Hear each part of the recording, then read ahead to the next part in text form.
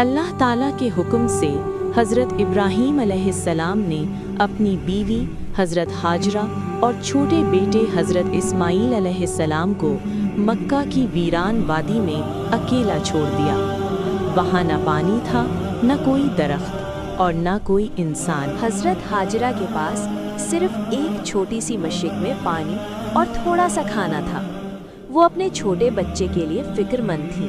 کچھ دنوں بعد پانی اور کھانا ختم ہو گیا اور حضرت ہاجرہ علیہ السلام بھوک اور پیاس سے رونے لگے۔ حضرت ہاجرہ یہ منظر دیکھ کر بہت پریشان ہو گئیں۔ حضرت ہاجرہ صفا کی پہاڑی پر چڑھیں تاکہ مدد تلاش کر سکیں، لیکن وہاں بھی کوئی نظر نہیں آیا۔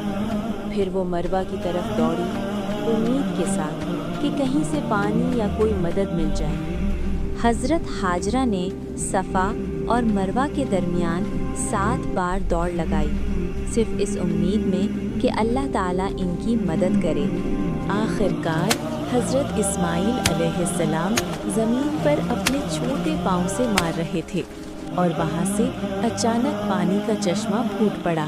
حضرت ہاجرہ دوڑ کر وہاں پہنچے اور پانی کو ہاتھوں سے جمع کیا تاکہ یہ ضائع نہ ہو جائے۔ اللہ تعالیٰ نے اس پانی میں برکت ڈال دی اور یہ پانی آج بھی جاری ہے۔ یہ پانی زمزم کہلاتا ہے۔